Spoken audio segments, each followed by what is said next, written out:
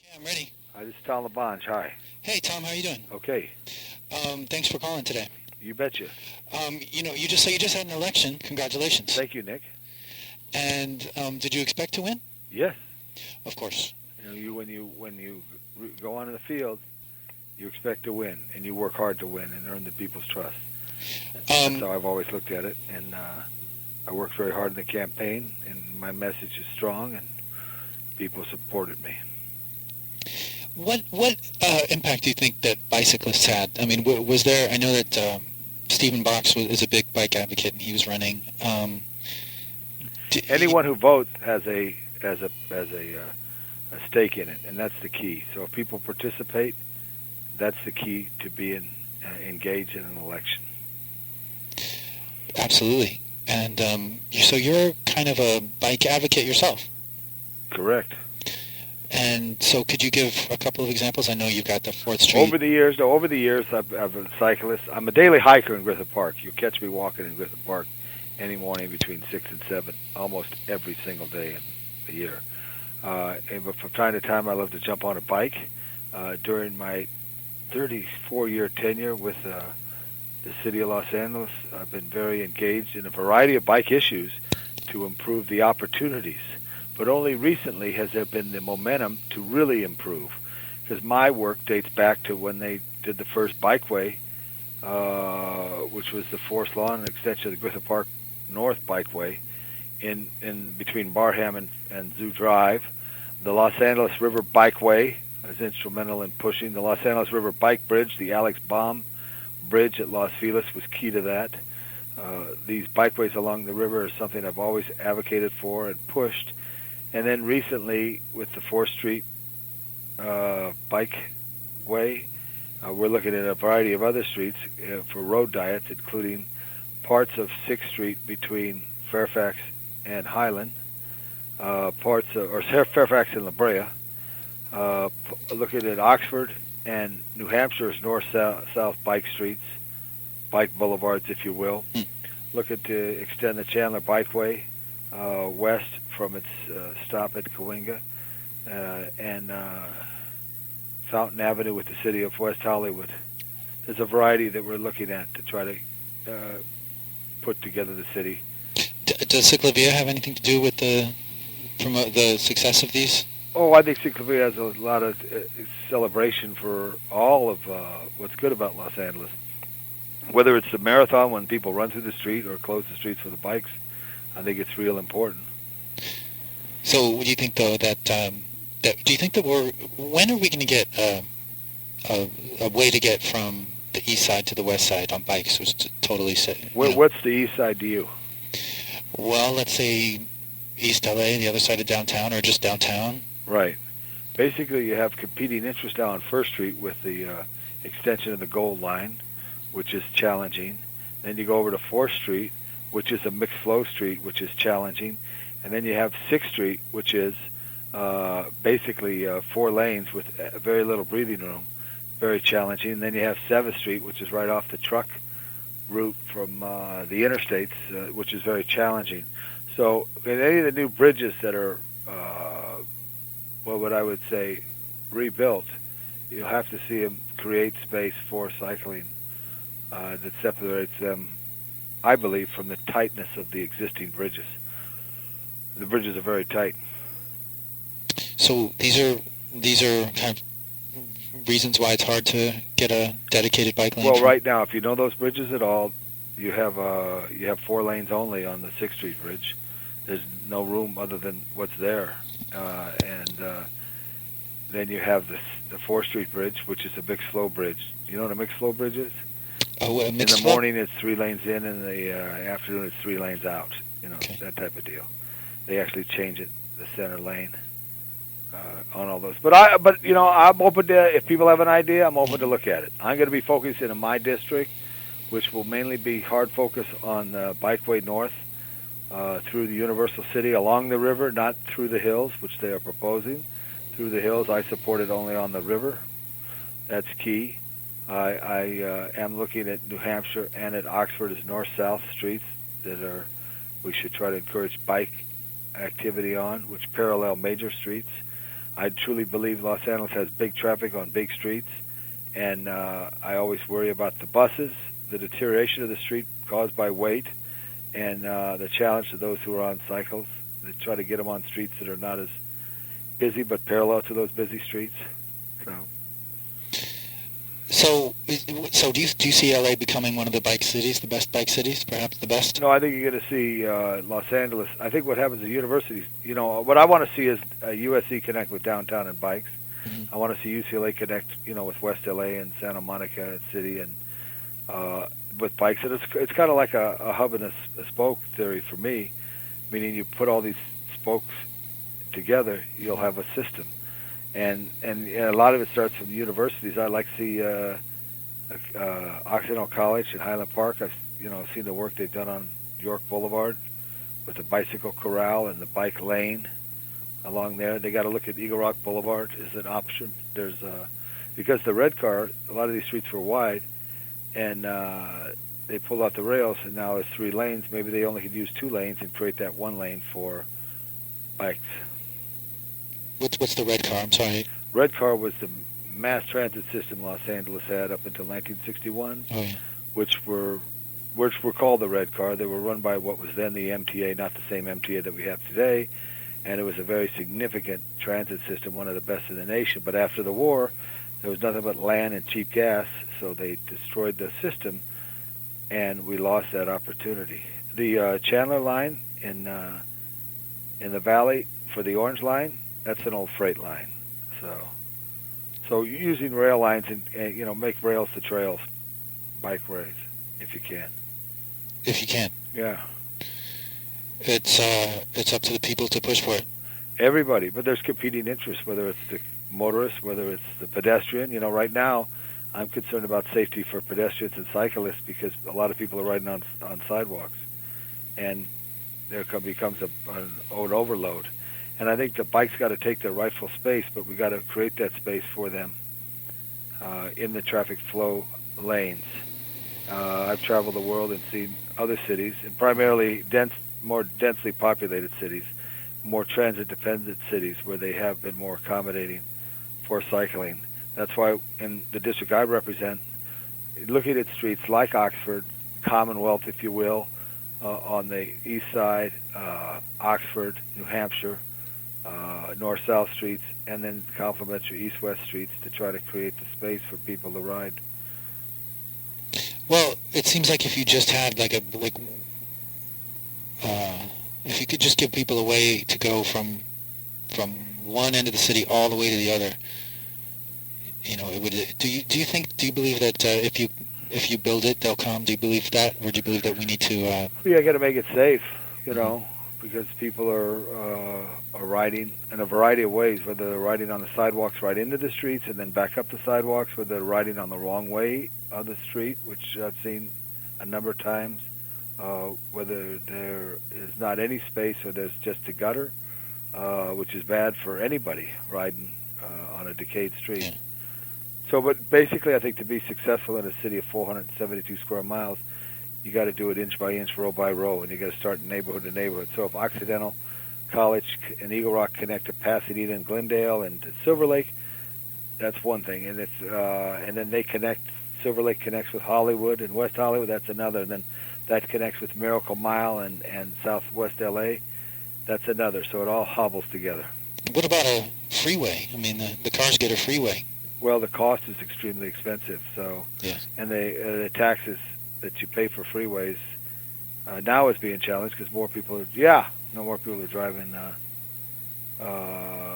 less miles or whatever because of the cost of gasoline.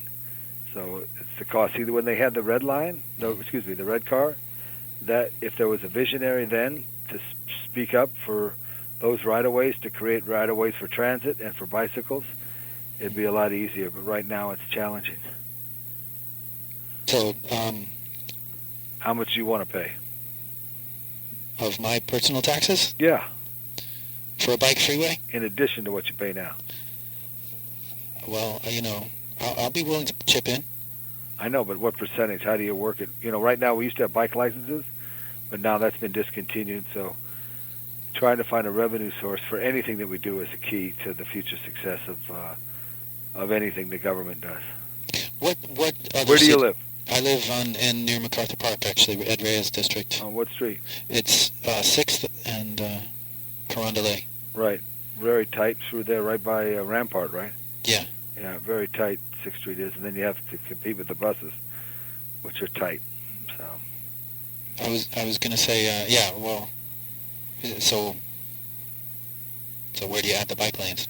that's the challenge, That's the challenge. Do you have any ideas that are really exciting to you?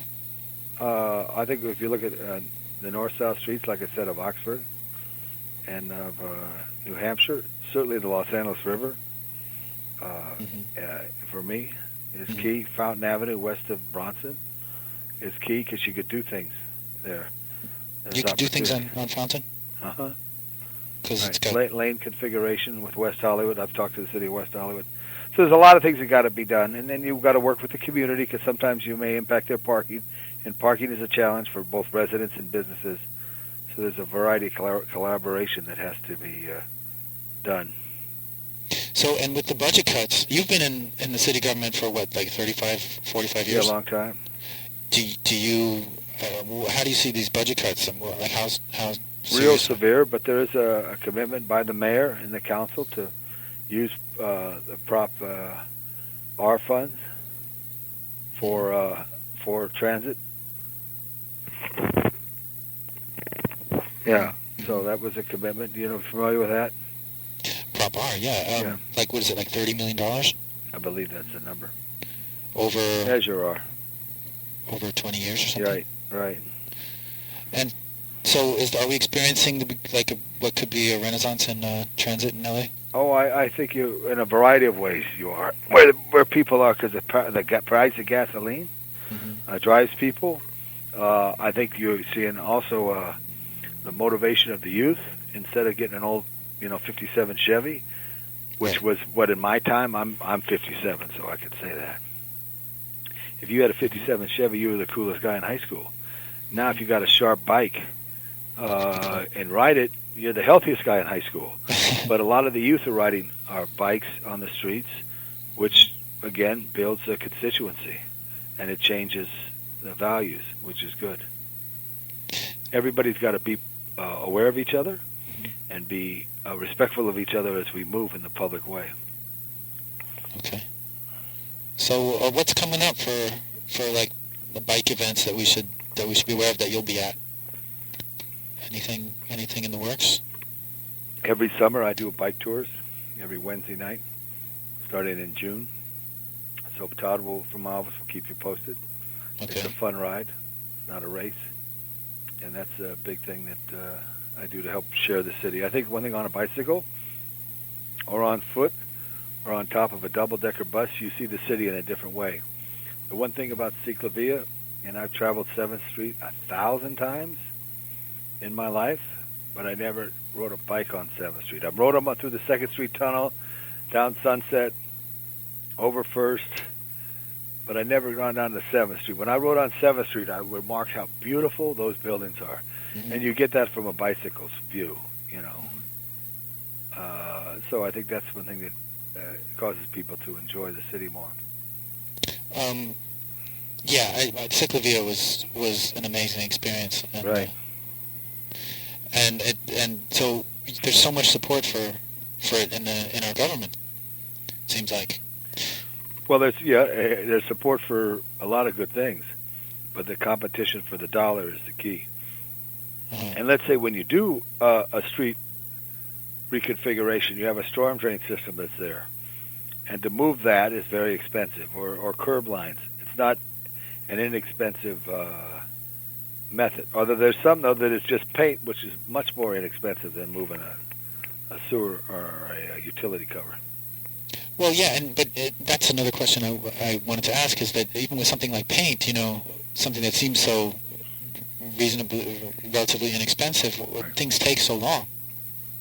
Well, you got to look at all the factors on how they affect things, and we have had a downsizing of those who are responsible. And when we do something, you got to do it to make sure it's done with some procedure.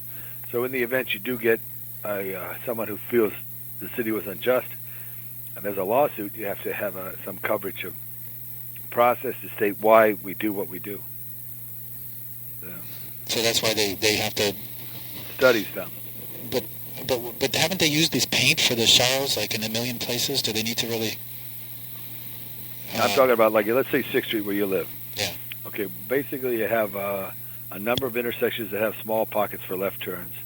You have a pretty good busy bus line out to Wilton on 6th. But it's a potential street if they move the buses from 6th to 3rd, let's say, because 3rd's a bigger street. Potentially possible you could create something on 6th Street because it does have limited bus action, but there's buses enough there. So you got to look at those type of things. I got a couple questions from listeners to this to Bike Talk. Well, why is LA behind Orange County in miles of practical bike lanes and bike paths? Because Orange County is much younger than Los Angeles. Los Angeles is much older. The basic city of Los Angeles was laid out in 1781, and years after that, Hoover, by Fountain, by Exposition, by Eastern. So the original city grid, and then in the years following the late 1800s and beyond, the streets grew west, south, north, and east. But in the process, though, it was driven mainly by the automobile as far as engineering. So there wasn't the vision to create a bikeway like there was once from Pasadena down through the Arroyo to downtown. That would have been great if that kept. That was your bicycle freeway. Right. But what they could do then, we couldn't do again? Cost is real important. Yeah. And then there's fixed engineering. I'm sure it's some spots. But in Orange County, remember, that was virgin land, and it's sometimes easier to do things on virgin land because you plan it right from the first spot. What about the bike equestrian controversy in Griffith Park? Have you still... have you... Absolutely, yeah. Bikes do not belong on the dirt trails in Griffith Park. Those are for the equestrians. There's 56 miles of equestrian trails, and the horses are an important component to nature. And also on those same trails, people walk, run, walk their dogs. I believe it would be a challenge to have multi-use in the park. And as a daily hiker in the park, I'm extremely familiar. And in the past, I've engaged and had conversation with those who've ridden bikes there, and some have no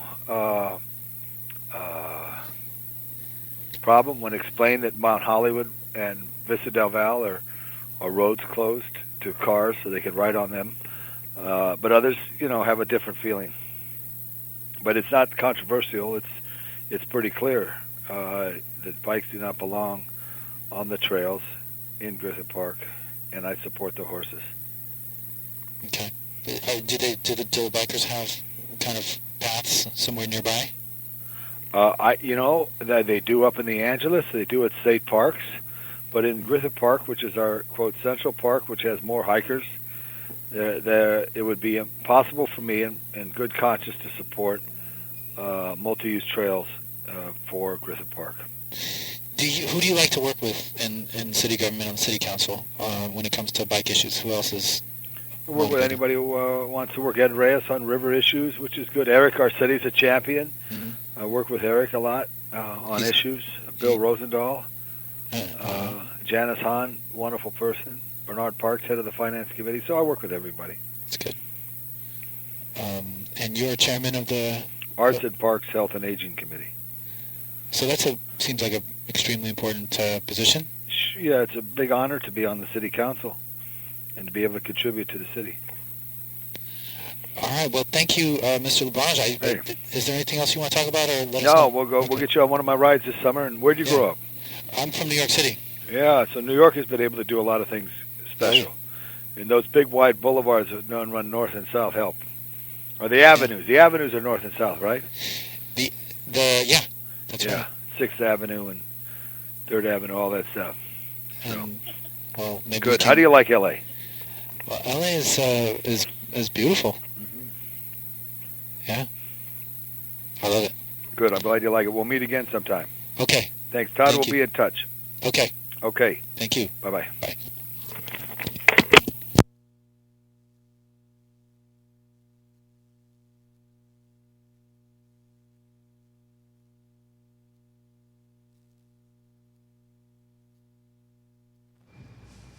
So that was Tom LaBonge. And this is Bike Talk.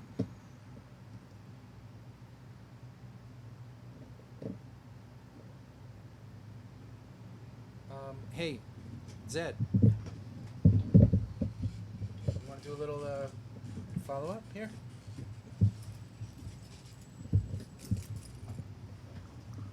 Which mic? They're all on. This is Zed No, a DJ at Kill Radio. You were just happened to be here, and you're a friend of Tom LaBonge. Tell me about it. Yeah, Tom and I, even though we're a couple of years different in ages, graduated from the same high school in the Los Feliz district, John Marshall High School, where he Older or younger? You? He is younger than me. He was actually a running back for the Marshall football team, and he shows up at all of our alumni events. He's a good booster for the school. Do you remember him in high school? Or did you just come to know him after mainly? Actually, I got to know him because I've been involved in going to city council meetings, making public comment on things of importance to me and to a constituency I represent called older adults. Those people 55 and older living in LA and trying to not be overlooked, because sometimes we are retired, semi-retired, and we don't necessarily are considered as a primary revenue resource for the city, unlike younger adults. But no, has he been responsive? Have you brought up things that you were interested in? And one of the core issues that I speak about all the time is affordable housing for older adults. And he has mentioned in the past that LA supports something called slow growth. Now, slow growth in a city that has millions and millions of people desperate for housing, according to the latest census, about 55% of all adults that were in the census answered the census in the city of Los Angeles are 55 or older. And one of the more important statistics is that if you're on a fixed income, you're not supposed to pay more than 30% of your income or a monthly award for rent. And unless you're living down on Skid Row, the market rate for average apartments are more like 75% of whatever money you get in the form of Social Security award. So 30% versus 75%. And our mayor has talked about that over his present term of office, that he's created over 26,000 affordable housing units. That's an interesting number. So, and you've talked to Tom LaBonge about this? Tom has said that these are planned units. A lot of them are refurbs that there's money been set aside to refurbish them to be accessible and have, for older adults with special needs to live in. But just because you have set aside money, it can take up to 8 years from the time the money is allocated until the unit is actually ready to be moved in. So saying you're creating, it's a numbers game. It's a numbers game. Well, I'm not sure that I asked him all the things I needed to ask him about. I didn't ask him about the bike plan, and I'm getting emails from a listener about bike plan being less expensive than the Red Line and all that. So, but I did ask him a few questions, I think. I find it interesting that he said that he doesn't agree that there should be bikes allowed up on Yeah. the hiking pass up in Griffith Park. Now, Griffith Park is the money to maintain parks and recreation comes from everybody's taxpayer money, not just from hikers or people that are equestrians. So Yeah. I think if you pay taxes to maintain a specific site, then you should be entitled to have access. Mm-hmm. Now, if you would have said no motorbikes, I could have agreed with that. Because motorbikes tend to tear up a lot of landscape as people use them, but somebody on a bike versus somebody hiking. Bicycles do come with bells to alert people that you're behind them. So if you're courteous, and attentive, I think there should be equality of use for both people that are pedestrian and for bikers. Well, you know what? He's going to hear you say that. I hope that I that's not hope- going I to hope he get in the does. way of your relationship. I hope he does. Well, the thing is with politicians and people that have relationships with politicians, one of the things you're supposed to do is to agree to disagree. Right. That's right. So Got to get things done. thanks for letting me. Thank you, Zed. Give a comment here. All right.